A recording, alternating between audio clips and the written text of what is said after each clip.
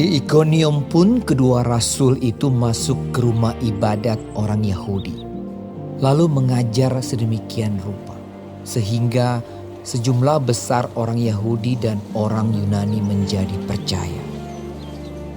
Tetapi orang-orang Yahudi yang menolak pemberitaan mereka memanaskan hati orang-orang yang tidak mengenal Allah dan membuat mereka gusar terhadap saudara-saudara itu. Paulus dan Barnabas tinggal beberapa waktu lamanya di situ. Mereka mengajar dengan berani karena mereka percaya kepada Tuhan. Dan Tuhan menguatkan berita tentang kasih karunia-Nya dengan mengaruniakan kepada mereka kuasa untuk mengadakan tanda-tanda dan mujizat-mujizat. Tetapi orang banyak di kota itu terbelah menjadi dua. Ada yang memihak kepada orang Yahudi, ada pula yang memihak kepada kedua rasul itu. Maka mulailah orang-orang yang tidak mengenal Allah dan orang-orang Yahudi bersama-sama dengan pemimpin-pemimpin mereka menimbulkan suatu gerakan untuk menyiksa dan melempari kedua rasul itu dengan batu. Setelah rasul-rasul itu mengetahuinya, menyingkirlah mereka ke kota-kota di Likaonia, yaitu Listra dan Derbe dan daerah sekitarnya. Di situ mereka memberitakan Injil. Di Listra ada seorang yang duduk saja karena lemah kakinya dan lumpuh sejak ia dilahirkan dan belum pernah dapat berjalan. Ia duduk mendengarkan ketika Paulus berbicara.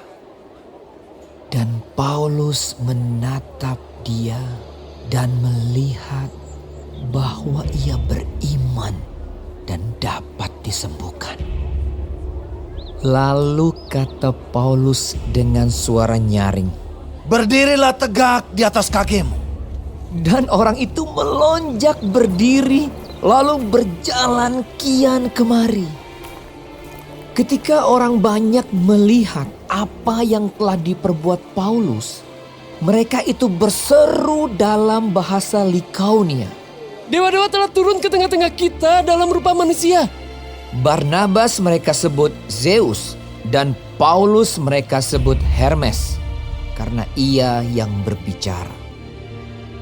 Maka datanglah imam dewa Zeus yang kuilnya terletak di luar kota, membawa lembu-lembu jantan dan karangan-karangan bunga ke pintu gerbang kota untuk mempersembahkan korban bersama-sama dengan orang banyak kepada rasul-rasul itu. Mendengar itu Barnabas dan Paulus mengoyakkan pakaian mereka, lalu terjun ke tengah-tengah orang banyak itu sambil berseru, "Hai kamu sekalian, mengapa kamu berbuat demikian? Kami ini adalah manusia biasa, sama seperti kamu. Kami ada di sini untuk memberitakan Injil kepada kamu, supaya kamu meninggalkan perbuatan sia-sia ini dan berbalik kepada Allah yang hidup, yang telah menjadikan langit dan bumi, laut dan segala isinya. Dalam zaman yang lampau, Allah membiarkan semua bangsa menuruti jalannya masing-masing. Namun ia bukan tidak menyatakan dirinya dengan berbagai-bagai kebajikan, yaitu dengan menurunkan hujan dari langit dan dengan memberikan musim-musim subur bagi kamu. Ia memuaskan hatimu dengan makanan dan kegembiraan." Walaupun rasul-rasul itu berkata demikian, namun hampir-hampir tidak dapat mereka mencegah orang banyak mempersembahkan korban kepada mereka. Tetapi datanglah orang-orang Yahudi dari Antiokhia dan Ikonium dan mereka membujuk orang banyak itu memihak mereka. Lalu mereka melempari Paulus dengan batu dan menyeretnya keluar kota. karena mereka menyangka bahwa ia telah mati.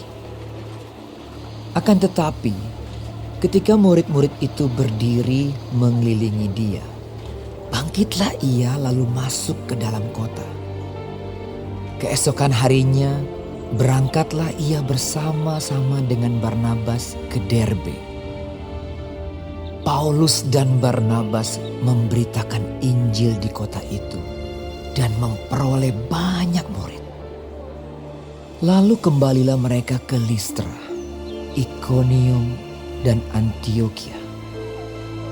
Di tempat itu mereka menguatkan hati murid-murid itu dan menasihati mereka supaya mereka bertekun di dalam iman dan mengatakan bahwa untuk masuk ke dalam kerajaan Allah kita harus mengalami banyak sengsara.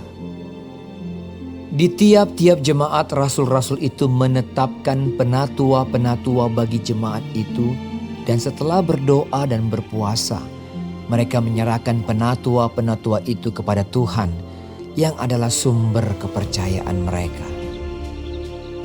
Mereka menjelajah seluruh Pisidia dan tiba di Pamfilia. Di situ mereka memberitakan firman di Perga, lalu pergi ke Atalia di pantai. Dari situ berlayarlah mereka ke Antiokhia. Di tempat itulah mereka dahulu diserahkan kepada kasih karunia Allah untuk memulai pekerjaan yang telah mereka selesaikan. Setibanya di situ mereka memanggil jemaat berkumpul. Lalu mereka menceritakan segala sesuatu yang Allah lakukan dengan perantaraan mereka, dan bahwa ia telah membuka pintu bagi bangsa-bangsa lain kepada iman. Di situ mereka lama tinggal bersama-sama dengan murid-murid itu.